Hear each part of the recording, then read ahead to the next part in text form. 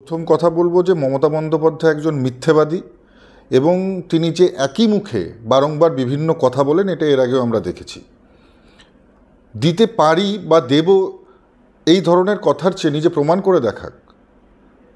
মুখ্যমন্ত্রীর পদত্যাগ দাবি এক, দফা এক, মুখ্যমন্ত্রীর পদত্যাগ, এটা শুধুমাত্র আমাদের কথা নয়, পশ্চিমবঙ্গের সুশীল সমাজ থেকে শুরু করে, ডাক্তার থেকে শুরু করে, স্কুলের ছাত্রী থেকে শুরু করে প্রত্যেকটা মহিলা যারা কোনোদিনও কখনো কোনো রাজনৈতিক সংগঠনের সঙ্গে যুক্ত ছিলেন না, প্রত্যেকে পথে নেমে একই কিন্তু দাবি জানিয়েছে যে দফা এক, দাবি এক, মুখ্যমন্ত্রীর পদত্যাগ। আর আজকে নিজের মুখে শুধুমাত্র সান্ত্বনা দেওয়ার জন্য, শুধুমাত্র সিম্প্যাথি নেওয়ার জন্য এই কথা বলে কোনো লাভ হবে না। যদি সত্যিকারের ক্ষমতা থাকে, উনি যে কথা বলেছেন পদত্যাগ করবার কথা, উনি পদত্যাগ করে দেখাক, তাহলে বোঝা যাবে যে মমতা বন্দ্যোপাধ্যায় সত্যিই তিনি যে কথা বলেন সেটা করে দেখান। আজকে আমরা দেখতে পাচ্ছি যখন সমগ্র বাংলা উত্তাল হয়ে গেছে, যখন সমগ্র বাংলা চাইছে যে এখানে আবার ল অ্যান্ড অর্ডার স্থাপিত হোক, যখন সারা পশ্চিমবঙ্গের মানুষ চাইছে যেভাবে এখানে গণতন্ত্র ভুলুণ্ঠিত হয়েছে সেটা আবার সেই সঠিক পরিবেশ ফিরে আসুক, মায়েদের সম্মান ফিরে আসুক, মেয়েদের সুরক্ষা এখানে সুনিশ্চিত হোক, সেই সময় দাঁড়িয়ে মমতা বন্দ্যোপাধ্যায়ের এই কথা আমি বলবো যে শুধুমাত্র কথার কথা নয়, তিনি প্রমাণ করে দেখান। এবং সেই সঙ্গে সঙ্গে এটাও বলবো যে তিনি দুঃখ প্রকাশ করেছেন যে 30 দিনের বেশি সময় হয়ে গিয়েছে, যে এখনও দোষীরা সাজা পায়নি। কার কারণে পায়নি? মমতা বন্দ্যোপাধ্যায় প্রশ্রয় দিয়েছে। মমতা বন্দ্যোপাধ্যায় আজকে তিনি নিজে স্বাস্থ্যমন্ত্রী, পুলিশ মন্ত্রী, আজকে তার পুলিশ আরজি করের যে সমস্ত প্রমাণ ছিল, এভিডেন্স ছিল, সেগুলোকে রক্ষা করতে ব্যর্থ হয়েছে। 14 তারিখ রাতে তৃণমূল কংগ্রেসের অ্যান্টি সোশ্যাল এলিমেন্টসরাই সেখানে ঢুকে সমস্ত এভিডেন্সকে নষ্ট করে।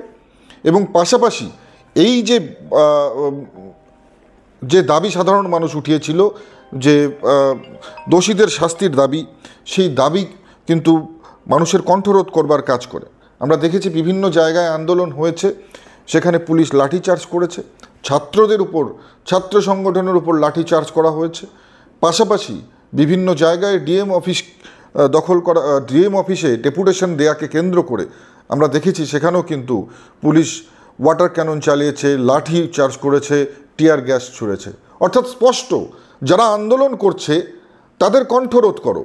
আর আজকের যে এই জুনিয়র ডাক্তারদের সঙ্গে বৈঠক, আমি বলবো শুধুমাত্র চোখে ধুলো দেওয়ার জন্য, মমতা বন্দ্যোপাধ্যায় যে কাজটা খুব ভালো পারে, চোখে ধুলো দেওয়ার জন্য, সাধারণ মানুষের মধ্যে একটা সিম্প্যাথি ক্রিয়েট করবার জন্য আজকের এই মিটিং। এবং সর্বোপরি আজকে যখন সুপ্রিম কোর্টে কেস চলছে, যখন সুপ্রিম কোর্টে আমরা দেখছি যে একদিকে সিবিআই সওয়াল করছে যে যাতে দোষীরা শাস্তি পায় সেই জন্য, আর পাশাপাশি আমরা দেখছি যে দোষীদের হয়ে কারা দাঁড়াচ্ছে। অর্থাৎ দোষীদের হয়ে আমরা যখন দেখছি 21 জনের প্যানেল, আর সেই প্যানেলে কপিল সিব্বাল থেকে শুরু করে 21 জন তাবর সুপ্রিম কোর্টের লয়ার যখন সেখানে তারা যখন স্টেটের হয়ে দাঁড়াচ্ছে, এই রাজ্যপক্ষর হয়ে দাঁড়াচ্ছে, তার মানে কি? একদিকে তিনি বলছেন নির্যাতিতার যারা দোষী তাদের শাস্তি হোক, আর একদিকে নির্যাতিতার দোষীরা যাতে শাস্তি না পায় সেই জন্য সুপ্রিম কোর্টে 21 জনের প্যানেল তৈরি করে কোটি কোটি টাকা সেখানে ব্যয় করছে, যেটা আপনার আমার ট্যাক্সের টাকা। আজকে সেই জায়গাটা থেকেই আমাদের প্রশ্ন যে যদি মমতা বন্দ্যোপাধ্যায় সত্যিই চায় দোষীদের শাস্তি হোক, তাহলে কেন 21 জনের সুপ্রিম কোর্টে লয়ারদের প্যানেল তৈরি করলেন? যদি সত্যিই তিনি চান যে দোষীরা গ্রেপ্তার হোক, তাহলে কেন 5 দিন পর্যন্ত তথ্য লোপাট করা হলো? যদি সত্যিই তিনি চাইতেন যে দোষীদের শাস্তি হোক, তাহলে কি কারণে আমরা দেখেছি যে পিডব্লিউডিকে অর্ডার করে সেখানে তড়িঘড়ি যে ঘরে এই ঘটনা ঘটেছে সেই ঘরের দেয়াল ভেঙে দেওয়া হলো, সেই ঘরের যে ঘরে সেই ডেড বডি পাওয়া গিয়েছিল সেই ঘরের মেঝে অ্যাসিড দিয়ে পরিষ্কার করা হলো? কি কারণে? কি এমন কারণ ছিল যে সূর্যাস্ত হওয়ার পরেও পোস্টমর্টম করতে হলো? এই প্রশ্নগুলো সাধারণ মানুষের মনে জাগছে।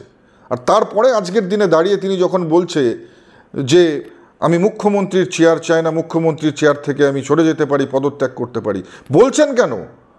প্রমাণ করে দেখান, কাজে করে দেখান, তাহলে বুঝতে পারবো যে আপনি সত্যি কথা বলেন। মমতা বন্দ্যোপাধ্যায় চেয়ারের জন্য এতটাই লোভী যে তিনি বাংলার সর্বনাশ হয়ে গেলেও, বাংলায় একের পর এক এই ধর্ষণের মতন ঘটনা হয়ে গেল, বাংলায় মায়েদের সম্মান নিয়ে ছিনিমিনি খেলা হলেও অন্ততপক্ষে এনার মতন যে ব্যক্তি কখনো চেয়ার ছাড়বেন না। কারণ ওনার মধ্যে চেয়ারের লোভটা অনেক বেশি। চেয়ারের লোভ বেশি বলেই তো মানুষের মধ্যে বিভ্রান্তি ছড়াবার জন্য, সিম্প্যাথি ক্রিয়েট করার জন্য আজকে এই ধরনের লোক দেখানো মিটিং। আমি বলবো শুধু কথায় নয়, কাজে প্রমাণ করে দেখান। শুধু মুখে বলে পদত্যাগ করব বলে নয়, পদত্যাগ করে তবে প্রমাণ করুন যে আপনি মমতা বন্দ্যোপাধ্যায় সত্যবাদী।